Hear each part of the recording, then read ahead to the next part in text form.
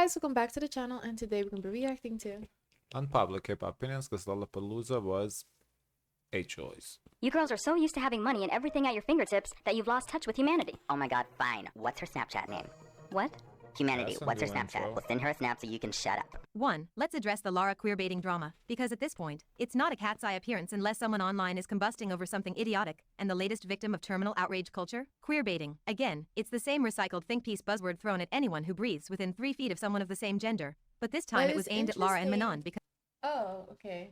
Never mind. they touched each other, and suddenly the internet short-circuited like it caught its man cheating. Let's be real, Lara and Manon weren't just close, they were practically making babies with their bodies on stage. The energy was deliberate and the whole thing screamed performance art, not some clout, chasing thirst trap, and yet the internet decided to self-destruct over it like it was the queer Titanic hitting the performative iceberg. Let's break it down since clearly most of y'all skipped critical thinking class. Queerbaiting is when a company or fictional media intentionally teases queer-coded interactions to pull in LGBTQ+ audiences without ever confirming representation. It is not when a real live breathing queer woman publicly known to be queer expresses physicality with another woman on stage. Y'all really called a queer person queerbaiting. Do you hear yourselves? That's beyond dumb. You don't get to weaponize it.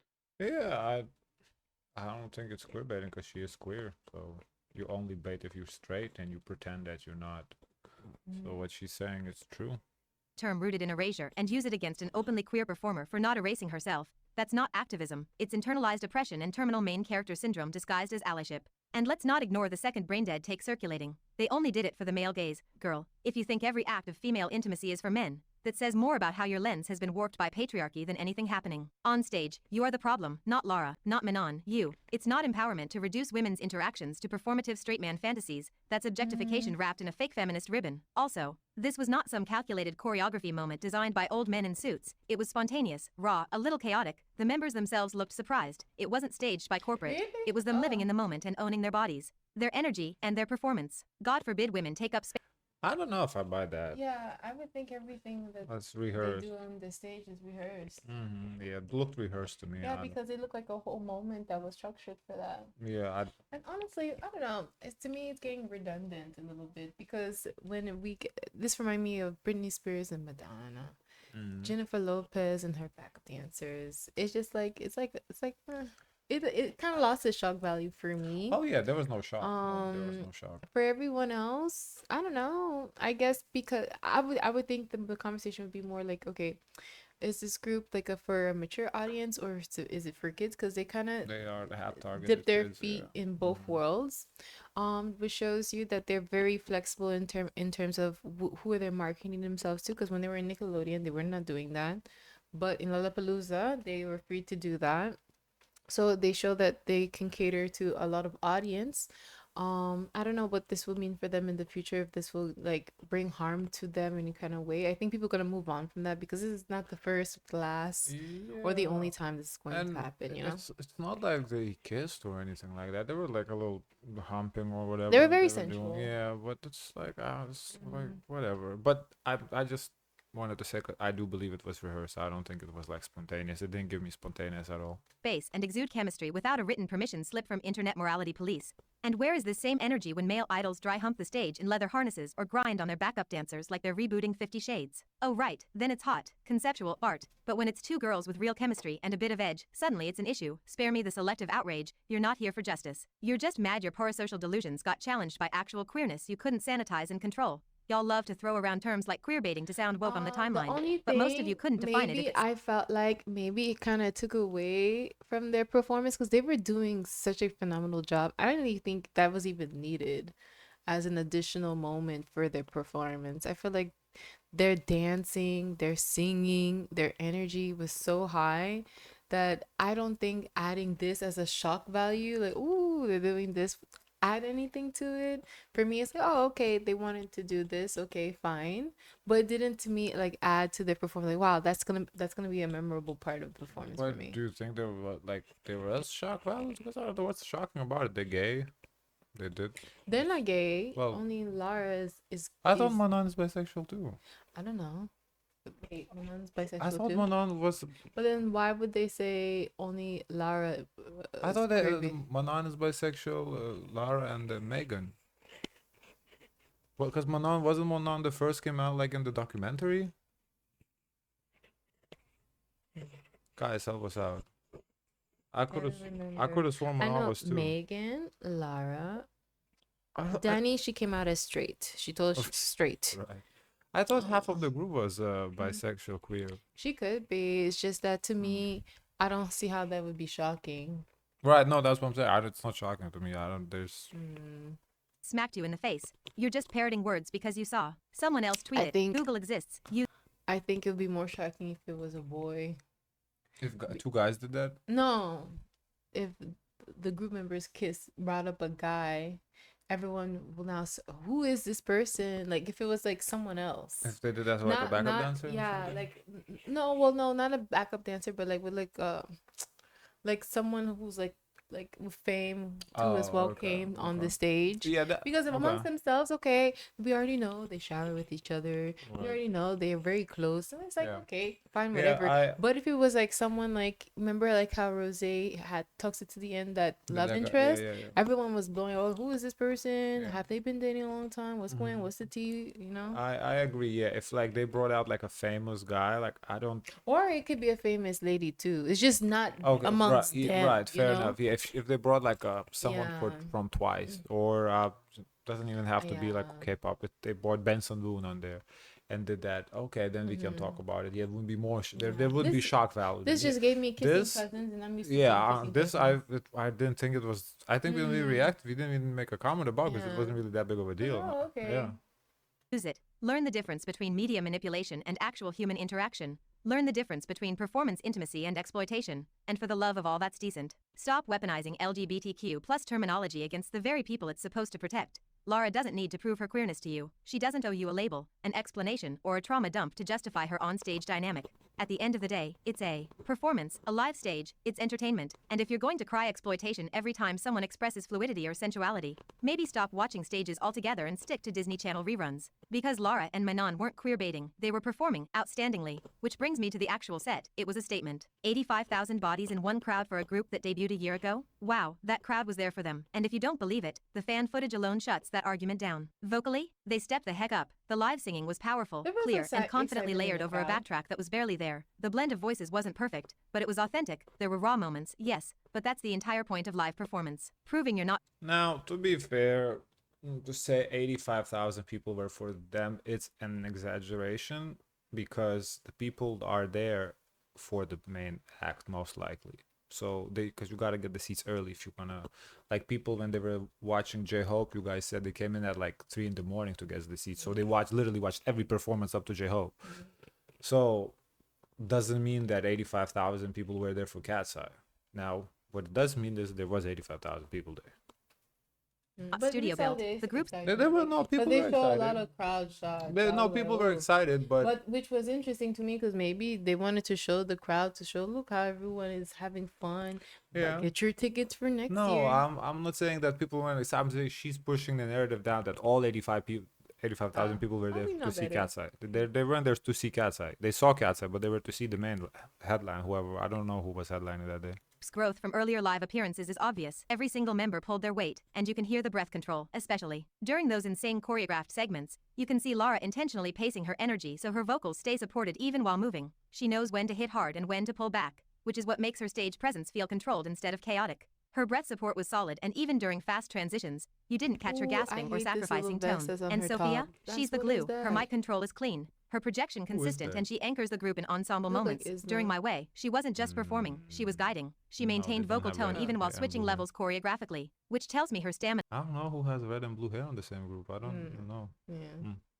and control are no joke. She hits her marks, supports harmonies without overpowering, and reacts to the others in real time. That's the kind of technical discipline most rookies don't lock in this early. Megan had real, standout moments in the dance breaks, not because she overpowered. I will say though, I think every girl in this group, cause like when we talk groups, usually you say like, oh, this person is a star.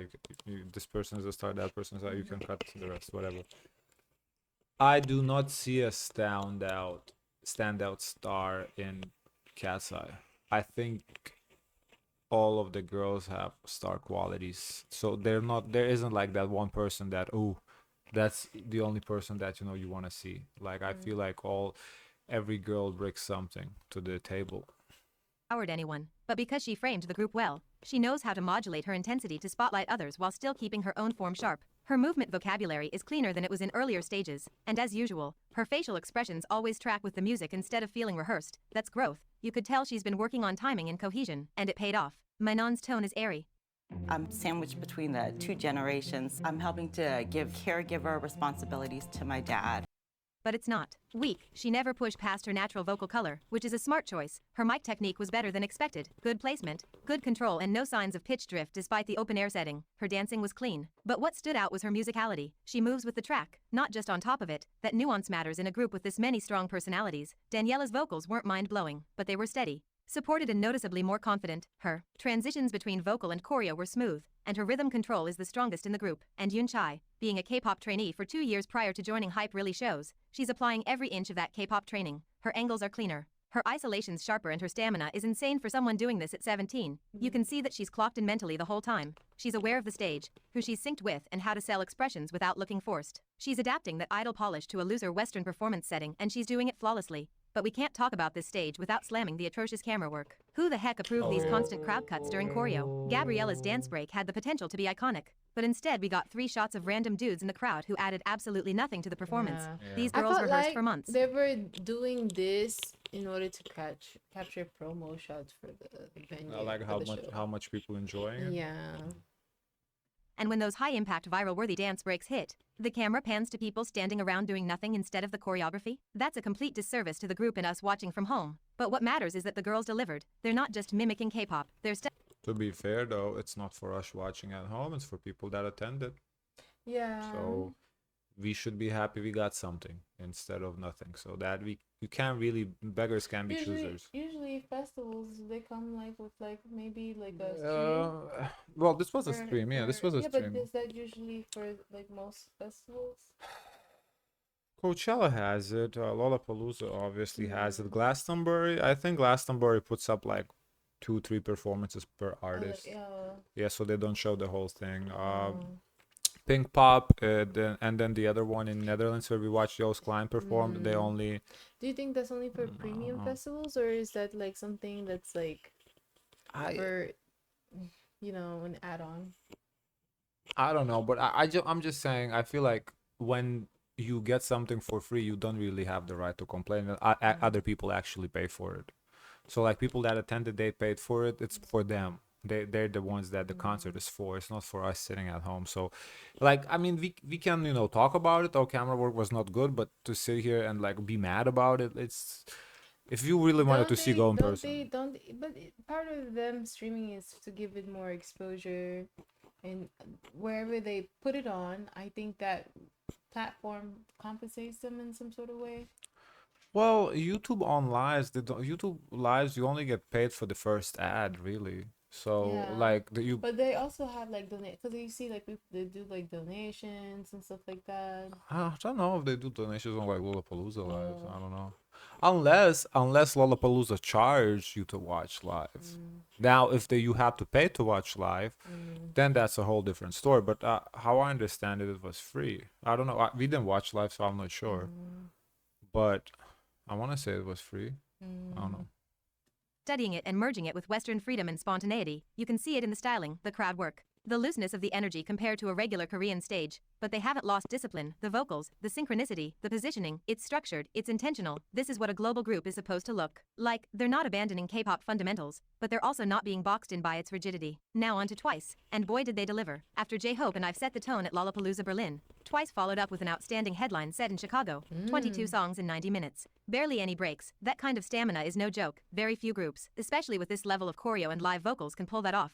Nayeon and Jihyo absolutely stole the show. Their vocals were insane, controlled, Everyone looked powerful, great. and consistent the entire time. Jihyo especially is a machine. I don't know how she manages to deliver this level of performance every single time. They've already done stadiums in the The US, only thing I but a could festival possibly like this hope is a for is like maybe more colorful outfits. different beast. It's not just their fans in the crowd. It's a huge mixed audience, and Twice held them all. Jang Yeon, in particular, looked stronger and more consistent than she has lately, and that growth matters. The only real issue was the mic levels again. Same complaint I had during Ives. Berlin set, the sound mix was off, but even with that, Twice powered through, especially during Takedown. Wow, Takedown is a growling, belting, tempo-shifting showcase built for vocalists with stamina.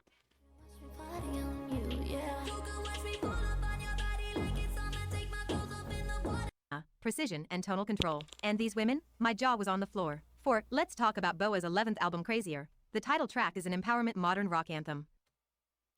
We didn't react, so we can skip that. Crazier. Oh, that's it? Aww. Huh, interesting. So the title is Lollapalooza. I thought the whole video was gonna be about Lollapalooza. I wanted to hear something about Boy Next Door Lollapalooza, because I saw like you Some know tea. the fans are saying, oh, they slayed. I'm not particularly interested in watching them perform, but I do wonder how the How performance. come? I don't really like the group like that. I don't. To me, they're just generic group, but They have been improving. Their last they're. drop was very different from their previous work. I honestly, the only one I remember from their songs is Earth, Wind, and Fire. No, we did like a basketball. Remember? The basketball theme one. That was your base one. Oh. Right.